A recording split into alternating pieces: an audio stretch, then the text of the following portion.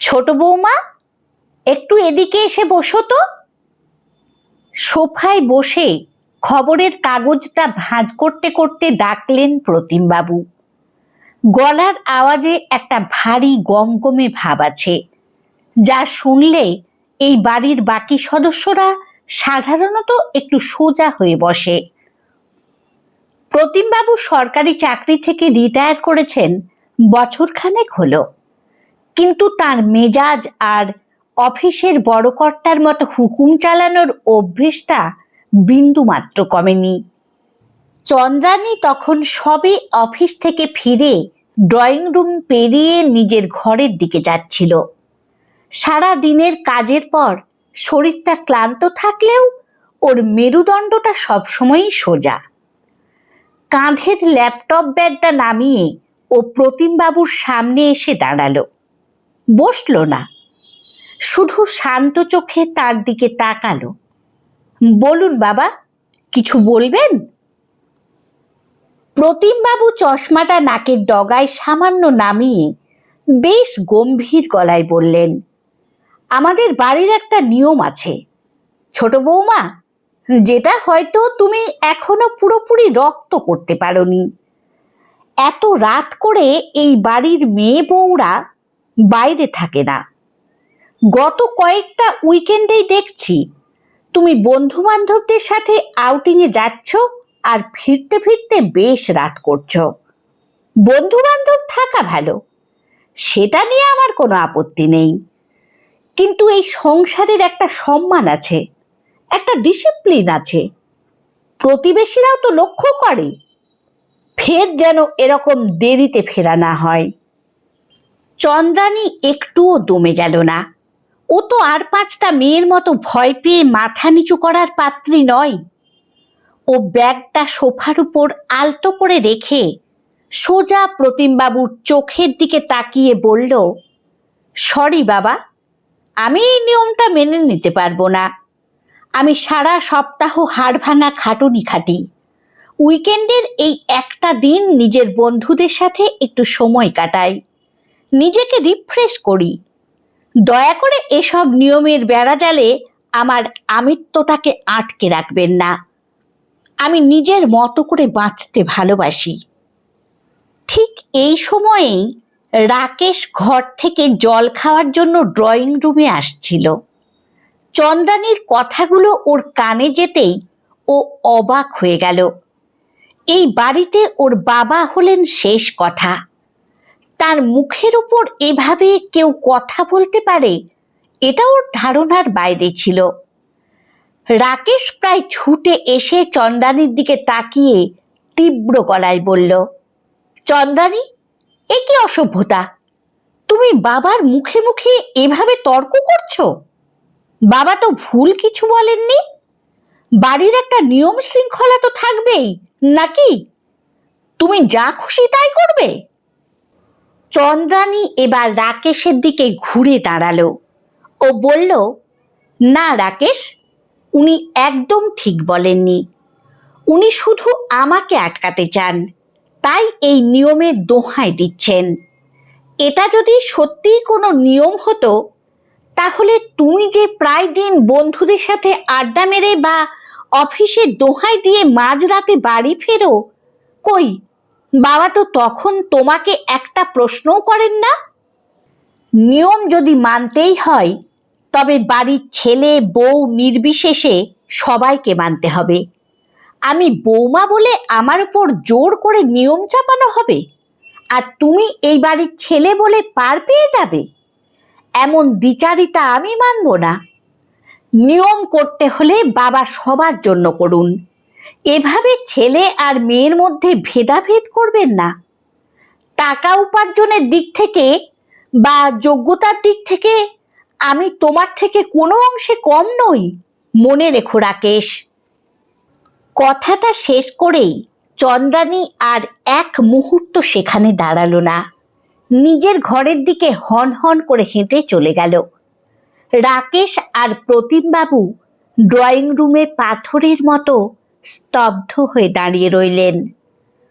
বড় বৌমা অলকা রান্নাঘরের দরজার আড়াল থেকে উঁকি মেরে সবটা দেখছিল। ভয়ে ওর বুক ঢিপ ঢিপ করছিল। এই বাড়িতে প্রতিমবাবুর কথার উপর কথা বলার সাহস গত 30 বছরে ওর শাশুড়ি মায়েরও হয়নি। আর অলকা তো দূরস্থ।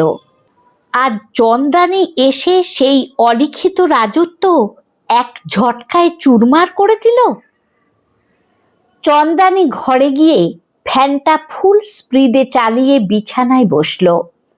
ওর বুকটা রাগে ওঠানামা করছে, কিন্তু চোখে কোনো অনুশোচনাও নেই। ও ছোটবেলা থেকেই দেখে এসেছে এই সমাজটা মেয়েদের সারা জীবন অদৃশ্য পায়ে বেদি পরিয়েই খাঁচায় বন্দি রাখতে চায়। ও নিজেকে বলে, যদি নিজের হয়ে নিজে কথা না বলা যায় তবে কেউ এসে অধিকার থালায় সাজিয়ে দিয়ে যাবে না। ও তো কোনো অন্যায় করেনি, চোর ডাকাত নয়। ও নিজের উপার্জনের টাকায় বন্ধুদের সাথে একটু আনন্দ করেছে, ব্যাস।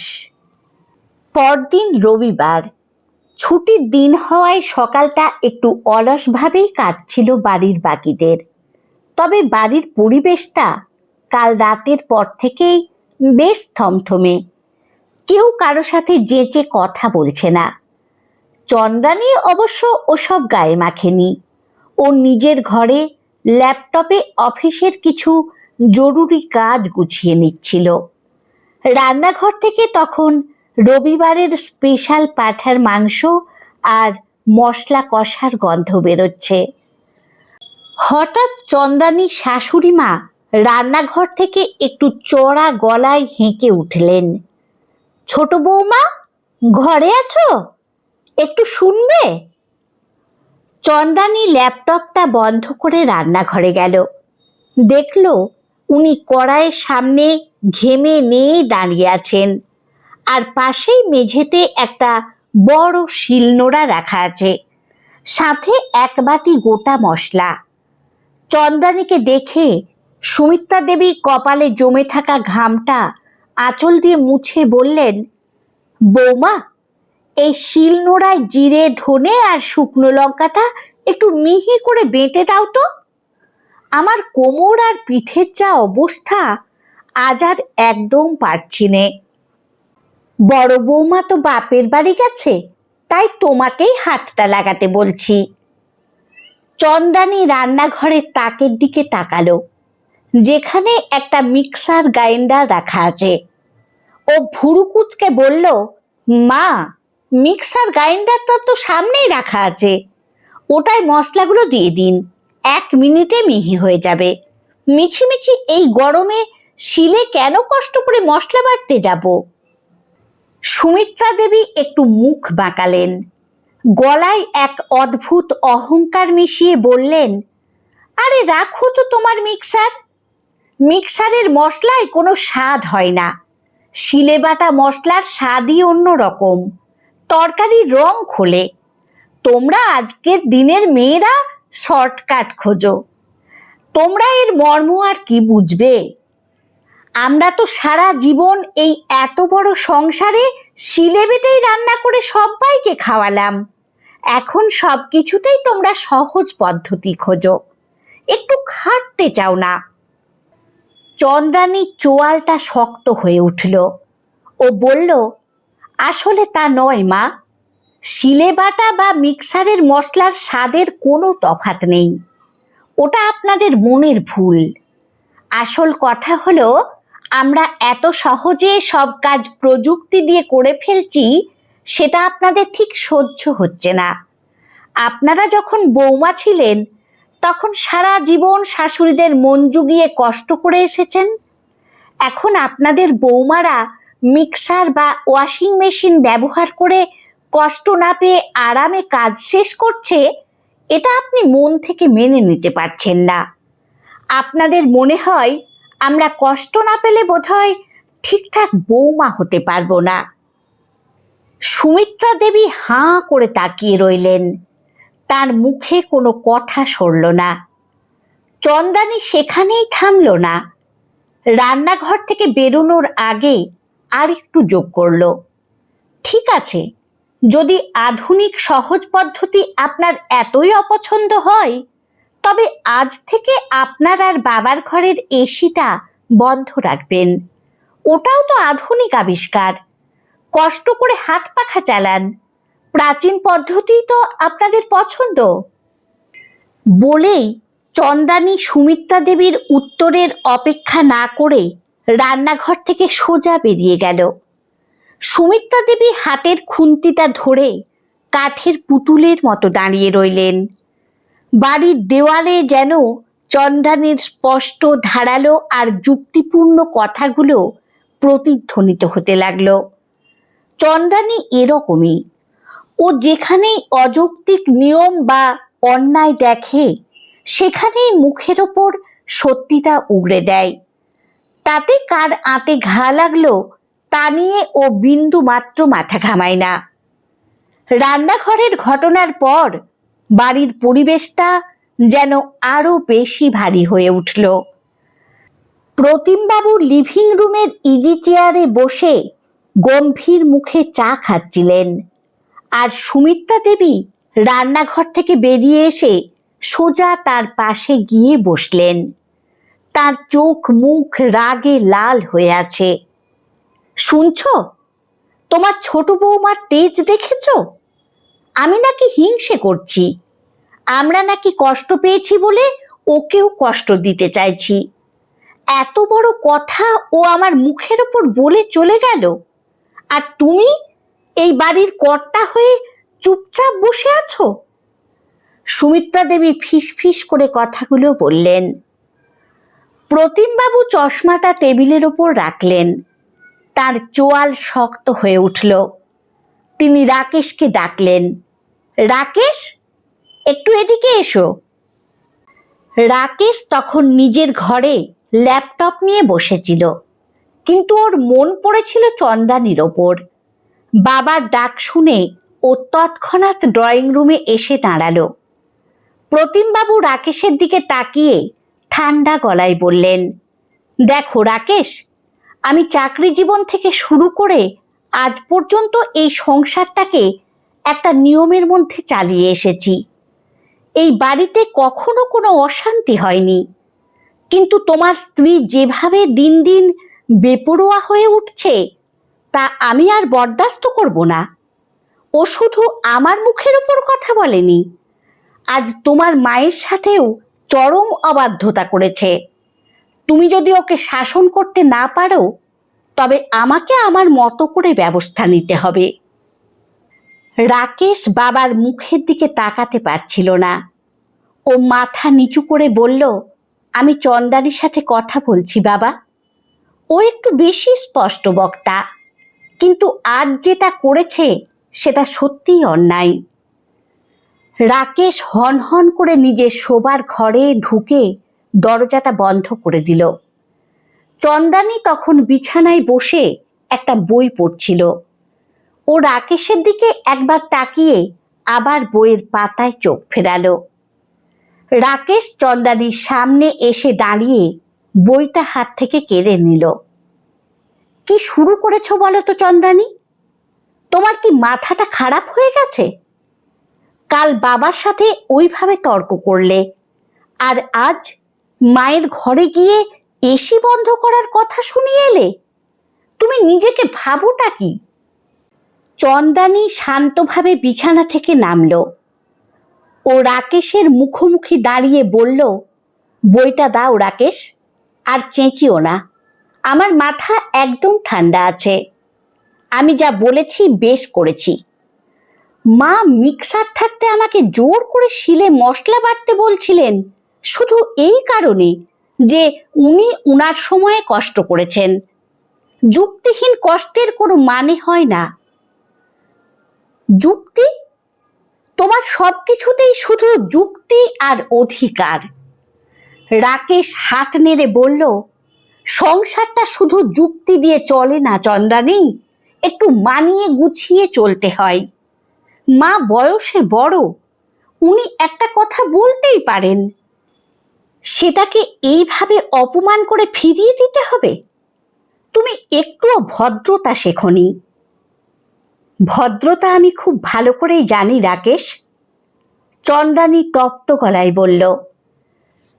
কিন্তু অন্ধ আনুগত্য আর ভদ্রতা এক জিনিস নয়। তোমাদের এই বাড়িতে বড়দের সম্মান করার নামে আসলে একনায়কতন্ত্র চলে। বাবা একটা ভুল কথা বলবেন আর সবাই মাথা নিচু করে মেনে নেবে, সেটা আমি পারবো না। আর মা যেটা বলছিলেন সেটা ভদ্রতা নয়, সেটা হলো নিজের অহংকার প্রকাশ করা। আমি অন্যায় কিছু বলিনি। যদি আধুনিকতা অপছন্দ হয় তবে এসি চালানো বন্ধ করা উচিত, এটা খাঁটি যুক্তি। তুমি বড্ড অহংকারী চন্দ্রানী। তোমার এই ঠোঁট কাটা স্বভাবের জন্য একদিন তোমাকে পস্তাতে হবে। রাকেশ রাগ সামলাতে না পেরে ঘর থেকে বেরিয়ে গেল। বিকেলের দিকে বাড়ির বড় বৌমা অলকা বাপের বাড়ি থেকে ফিরে এলো। বাড়ির থমথমে হাওয়াটা ও ঢুকেই টের পেয়েছিল। সুমিত্রা দেবীর মুখ ভার, প্রতিমবাবু নিজের ঘরে বসে আছেন, আর রাকেশ ড্রয়িং রুমে বসে একা একা মোবাইল ঘাঁটছে। অলকা আলতো পায়ে চন্দ্রানীর ঘরের দরজায় এসে দাঁড়ালো। চন্দ্রানী তখন আয়নার সামনে দাঁড়িয়ে চুল বাঁধছিল। অলকা ঘরের ভেতর ঢুকে ফিসফিস করে বলল, ছোট, তুই নাকি আজ মায়ের সাথে আর বাবার সাথে ভীষণ ঝগড়া করেছিস। মা তো কাঁদো কাঁদো হয়ে তোর ভাসুরকে বলছিল। চন্দ্রানী চুল বাঁধা শেষ করে অলকার দিকে ঘুরল। ঝগড়া আমি করিনি দিদি, আমি শুধু সত্যি কথাটা মুখের উপর বলেছি। বাবা আমাকে রাত করে ফেরার জন্য বলছিলেন, আর মা বলছিলেন মিক্সার ছেড়ে শিলে মশলা বাটতে। তুমিই বলো, এগুলো কোনো যৌক্তিক কথা? অলকা একটা দীর্ঘশ্বাস ফেলে চন্দ্রানীর খাটের উপর বসল। তারপর বলল, যুক্তি হয়তো তোর ঠিক ছোট, কিন্তু এই বাড়িতে এসে এসব চলে না। আমি যখন এই বাড়িতে বিয়ে হয়ে এসেছিলাম, আমারও তো কত ইচ্ছে ছিল বন্ধুদের সাথে ঘুরবো, চাকরি করব, কিন্তু বাবা পরিষ্কার বলে দিলেন এই বাড়ির বউরা বাইরে কাজ করবে না। আমি মেনে নিয়েছিলাম। মা যখন যা বলেছেন মুখ বুজে করেছি। সংসার টিকিয়ে রাখতে গেলে একটু তো মাথা নোয়াতেই হয় রে। চন্দ্রানী অলকার পাশে এসে বসল। অলকার হাতটা নিজের হাতের মধ্যে নিয়ে বলল, এইখানেই তোমার আর আমার তফাৎ দিদি। তুমি মেনে নিয়েছো বলেই উনারা ভাবেন এটাই নিয়ম। তুমি মুখ বুজে সহ্য করেছো বলে উনারা ভাবেন পরের মেয়েটা এলেই তার উপরও একই ছড়ি ঘোরানো যাবে। তুমি নিজের ইচ্ছেগুলোকে মেরে ফেলেছো দিদি। আমি আমার আমিত্বটাকে মারতে পারবো না। সমাজ চিরকাল মেয়েদের পায়ে বেড়ি পড়াতে চাই, আর আমরা যদি নিজেরাই সেই বেড়িতে পা বাড়িয়ে দিই তবে আমাদের মুক্তি কোনো দিন হবে না। নিজের অধিকার নিজেকেই ছিনিয়ে নিতে হয়। অলকা চন্দ্রানীর মুখের দিকে তাকিয়ে রইল। চন্দ্রানীর আত্মবিশ্বাস দেখে অলকার কোথাও একটা চোট লাগলো। ও মনে মনে ভাবল, হয়তো চন্দ্রানী যা করছে তা ভুল নয়, কিন্তু এই রক্ষণশীল পরিবারে এর শেষ কোথায়? সন্ধ্যায় চা খাওয়ার সময় প্রতিমবাবু আবার সবাইকে ড্রয়িং রুমে ডাকলেন। চন্দ্রানীও এলো। টেবিলে চায়ের কাপ নামিয়ে রেখে প্রতিমবাবু চন্দ্রানীর দিকে চাইলেন, ছোট বৌমা, আমি তোমার সাথে কোনো তর্কে জড়াতে চাই না। রাকেশ আমাকে বলেছে তুমি নাকি খুব যুক্তিবাদী। ভালো কথা, কিন্তু এই বাড়ির কিছু নিয়ম তোমাকে মানতেই হবে।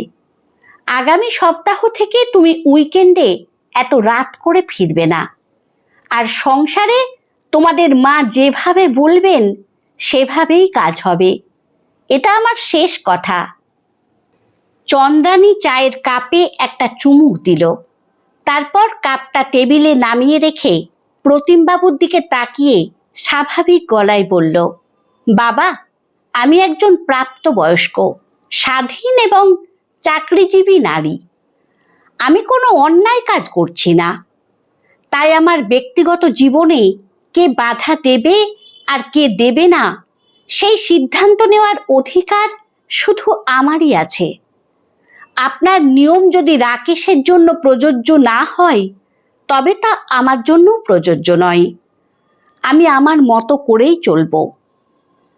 পুরো ড্রয়িং রুম জুড়ে এক নিস্তব্ধতা নেমে এলো। প্রতিমবাবু রাগে কাঁপতে কাঁপতে সোফা থেকে উঠে দাঁড়িয়ে পড়লেন। রাকেশ চন্দ্রানীর দিকে তেড়ে এসে বলল, চন্দ্রানী, লিমিট ক্রস করছো তুমি। চন্দ্রানী নিজের জায়গায় অনড় রইল। ওর চোখ দুটো জ্বলজ্বল করছে। ও জানে যুদ্ধটা সবে শুরু হয়েছে, আর ও 1 ইঞ্চি জমিও ছেড়ে দেবে না। মনোমালিন্যর পর কেটে গেছে আরো 2 দিন। বাড়ির পরিবেশটা এখন সম্পূর্ণ থমথমে। কেউ চন্দ্রানীর সাথে কথা বলে না, এমনকি রাকেশও রাতে ওর দিকে পিছন ফিরে শোয়। চন্দ্রানী অবশ্য নিজের রুটিনে অনড়। ও প্রতিদিন নিয়ম করে অফিস যায়, নিজের কাজ নিজে করে, আর বাড়ি ফিরে নিজের ঘরে বই পড়ে বা গান শোনে। ও ভালো করেই জানে নিজের স্বাধীনতার জন্য একাকিত্বের এই দামটুকু দিতেই হয়। সেদিন ছিল শনিবার। চন্দ্রানীর অফিস ছুটি থাকলেও রাকেশের একটা জরুরি মিটিং ছিল। দুপুরবেলা ড্রয়িং রুমে বসে প্রতিমবাবু আর সুমিত্রা দেবী একটা বিয়ের নিমন্ত্রণ পত্র নিয়ে আলোচনা করছিলেন। প্রতিমবাবুর দূর সম্পর্কের এক ভাগ্নির বিয়ে। সুমিত্রা দেবী বলছিলেন, হ্যাঁ গো, শুনলাম পাত্রপক্ষ নাকি বিয়ের যৌতুক হিসেবে একটা বড় গাড়ি আর নগদ 5 লাখ টাকা দাবি করেছে। মেয়ের বাবা তো সামান্য চাকরিজীবী, এত টাকা কোথা থেকে দেবে? প্রতিমবাবু চশমাটা ঠিক করতে করতে বেশ স্বাভাবিক গলায় বললেন, আরে, পাত্র রেলে চাকরি করে।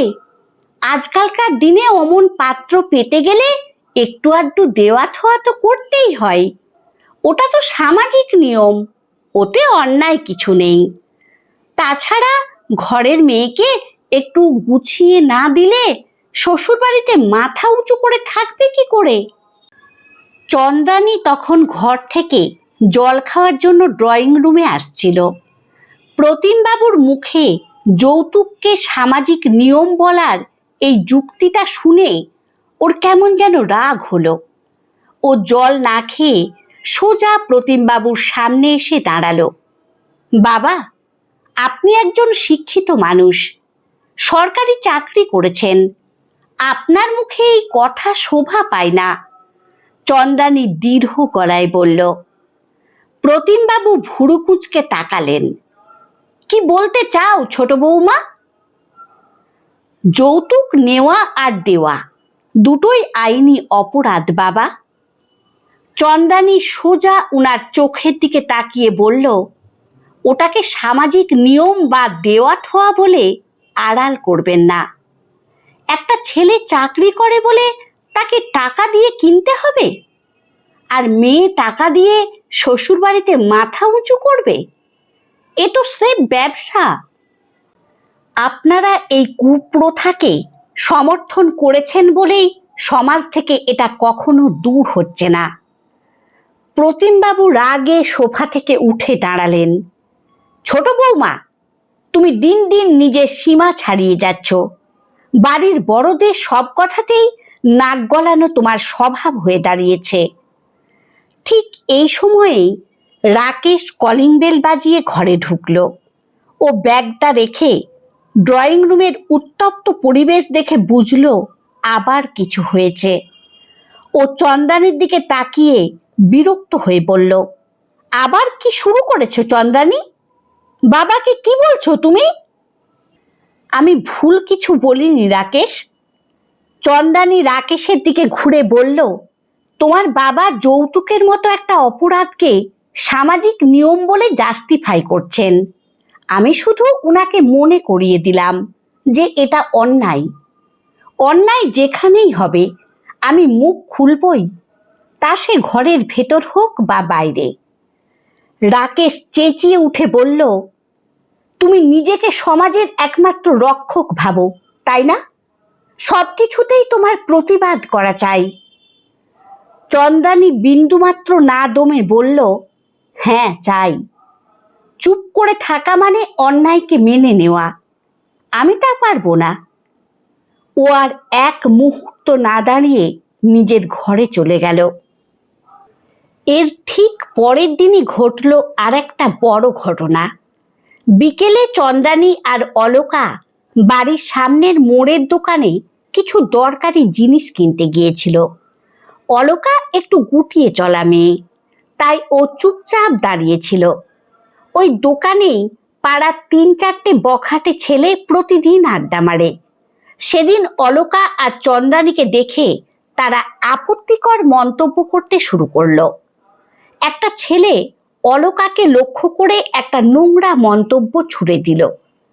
অলকা ভয়ে কুঁকড়ে গেল এবং চন্দ্রানীর হাত ধরে টেনে বলল, ছোট, চল চল, তাড়াতাড়ি বাড়ি চল। এদের সাথে কথা বলতে নেই, পাড়ার ছেলে, কিছু হলে কেলেঙ্কারি হবে। কিন্তু চন্দ্রানী চলে যাওয়ার পাত্রী নয়। ও অলকার হাতটা ছাড়িয়ে সোজা ওই বখাটে ছেলেদের সামনে গিয়ে দাঁড়ালো। ওর চোখ দুটো তখন রাগে জ্বলছে। কি বললে তোমরা? কার দিকে তাকিয়ে কথা বলছো? চন্দ্রানী চড়া গলায় বলল, যাতে আশেপাশের 4টে মানুষ শুনতে পায়। ছেলেগুলো প্রথমে একটু থতমত খেয়ে গেল। তারপর একজন একটু শয়তানি হেসে বলল, আরে দিদিমণি, আপনাকে তো কিছু বলিনি, আপনি এত চটছেন কেন? চটবো না? চন্দ্রানী আঙুল উঁচিয়ে বলল, তোমাদের ঘরে মা বোন নেই? রাস্তায় একটা মেয়ে দেখলেই কমেন্ট করা অভ্যেস হয়ে গেছে? ভেবেছো মেয়েরা মুখ বুজে চলে যাবে? এক্ষুনি ক্ষমা চাও, নইলে আমি পুলিশে ফোন করছি, আর এখানকার সিসিটিভি ফুটেজ দিয়ে তোমাদের হাজতে ঢোকানোর ব্যবস্থা করছি। চন্দ্রানীর এই রুদ্র মূর্তি আর পুলিশের ভয় দেখে আশেপাশে আরো 4-5 জন লোক জড়ো হয়ে গেল। চন্দ্রানীর এই সাহস দেখে দোকানে থাকা অন্য লোকেরাও ছেলেদের বকাঝকা শুরু করলো। পরিস্থিতি বেগতিক দেখে ছেলেগুলো হাত জোর করে বলল, ভুল হয়ে গেছে দিদি, আর কখনো এমন হবে না। বলেই তারা ওখান থেকে চম্পট দিল। অলকা হাঁ করে চন্দ্রানীর দিকে তাকিয়ে রইল। বাড়ি ফেরার পথে ও চন্দ্রানীকে বলল, ছোট, আমার তো ভয়ে বুক কাঁপছিল, তুই এত সাহস কোথা থেকে পাস রে? চন্দ্রানী অলকার কাঁধে হাত রেখে বলল, দিদি, আমরা ভয় পাই বলেই ওরা সাহস পায়। আমরা যদি অন্যায়ের বিরুদ্ধে প্রথম দিনেই রুখে দাঁড়াই, তবে কোনো ছেলে সাহস হবে না আমাদের দিকে ওভাবে তাকানোর। বাড়ি ফিরে অলকা আর চুপ করে থাকতে পারল না। ও ড্রয়িং রুমে প্রতিমবাবু, সুমিত্রা দেবী আর রাকেশের সামনে দাঁড়িয়ে দুপুরের পুরো ঘটনাটা খুলে বলল। অলকার চোখে তখন এক অদ্ভুত উত্তেজনা। ও বলল, বাবা, আজ যদি ছোট না থাকতো তবে ওই ছেলেগুলো আমাদের অপমান করেই যেত। ছোট যেভাবে ওদের মুখের উপর জবাব দিয়ে তাড়িয়েছে তা দেখার মতো ছিল। আমি আজ বুঝলাম চুপ করে থাকাটা কোনো গুণ নয়। প্রতিমবাবু আর সুমিত্রা দেবী অলকার কথা শুনে স্তব্ধ হয়ে গেলেন। রাকেশও চুপ করে শুনছিল। ও ঘরের দিকে তাকালো, যেখানে চন্দ্রানী শান্ত মনে নিজের কাজ করছে।